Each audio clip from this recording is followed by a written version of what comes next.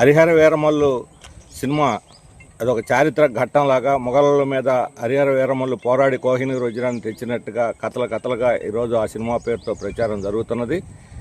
వాస్తవానికి చరిత్రలో హరిహర వీరమల్లు అనేవాడు లేడు.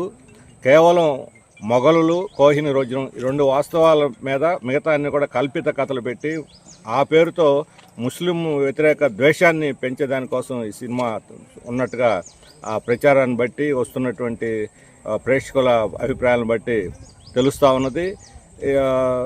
వాస్తవానికి చరిత్రలో కల్పిత గాథని ఒకటి పెట్టి ఈ రకమైనటువంటి ఇది చేయటం సరైనటువంటిది కాదు. అందులో పవన్ కళ్యాణ్ లాంటి ఒక ఉన్నత స్థానంలో ఉన్నటువంటి వ్యక్తి ప్రజలకు వాస్తవాలు చెప్పాల్సిన పోయి కల్పిత కథలను చరిత్ర కింద చూపెట్టి భ్రమలు సృష్టించడం సరైనది కాదు.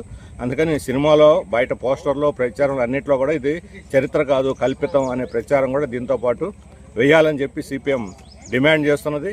అంతేకాదు కోహినూర్ వజ్రం అనేది ఇక్కడ కృష్ణా ఒడ్డున దొరికినప్పటికీ కర్ణాటక, ఆంధ్ర బార్డర్లో అది అక్కడి నుంచి రాజుల చేతుల్లోకి పోయి కాకతీయ రాజులు, అక్కడి నుంచి ఢిల్లీ సుల్తాన్లు, అక్కడి నుంచి మొఘల్ నుంచి నాదిర్షా నుంచి ఆఫ్ఘనీ రాజుల నుంచి సిక్కు రాజన్ సింగ్ రాజుకి, అక్కడి నుంచి ఫైనల్గా బ్రిటిష్ వాళ్ళకి చేరి బ్రిటిష్ వాళ్ళు ఇక్కడ దొంగతనంగా మన దేశం నుంచి తరలించి పోయి బ్రిటిష్ అక్కడ రాణి కిరీటంలో దాన్ని పెట్టారు. ఆ తర్వాత భారత ప్రజల నుంచి వ్యతిరేకత రావడంతో అక్కడి నుంచి అది మ్యూజియంలో ప్రస్తుతానికి పెట్టి ప్రదర్శన చేస్తున్నారు. అది మన జాతీయ సంపద కోహినూర్.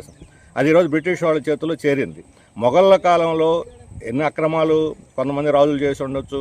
ప్రతి రాజు మొఘలు ముస్లిం అని లేదు, హిందూ అని లేదు, రాజ్యకాంక్షతో మనుషులను చంపేశారు, భూములు ఆక్రమించారు, దుర్మార్గాలు చేశారు, మంచి పనులు చేసిన వాళ్ళు ఉన్నారు. ఈ ఫ్యూడల్ వ్యవస్థకు ప్రతినిధులు వాళ్ళు. అటువంటి సమయంలో మొఘళ్ళు కూడా చాలా యుద్ధాలు చేశారు, భూములు ఆక్రమించారు. కానీ ఆ కాలంలో సృష్టించబడిన సంపద అంతా మన దేశంలో ఉండిపోయింది. మొఘళ్ళు కూడా ఇక్కడే ఆఖరి మొఘలు చక్రవర్తి కూడా బ్రిటిష్ వాళ్ళతో పోరాడే చనిపోయాడు. కానీ ఆ తర్వాత వచ్చిన బ్రిటిష్ వాళ్ళు మన సంపదనంతా దోచుకొని బ్రిటన్కు తరలించుకుపోయారు. చివరి కోహినూర్ వజ్రాన్ని కూడా తీసుకుపోయారు.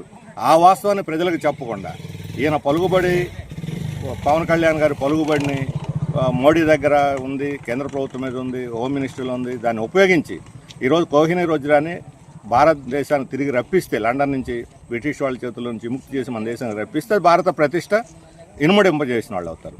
నిజమైన దేశభక్తి పరులు ఎవరైనా సరే ఆ వజ్రాన్ని వెనక్కి తీసుకురావడం ప్రయత్నం చేయాలి. ఆ వాస్తవం చెప్పకుండా మన దేశాన్ని దోచుకు తిన్నటువంటి బ్రిటిష్ వాళ్ళ ప్రస్తావన లేకుండా ఈ దేశానికి శత్రువులు ఎవరంటే ముస్లింలు, హిందూ ముస్లింల మధ్య వైషమ్యాలను పెంచేదానికోసం జరిగే ఏ ప్రయత్నాన్ని సరే ప్రజలు అనుమతించరు, స్వాగతించరు. అందులో ఆంధ్రప్రదేశ్ మత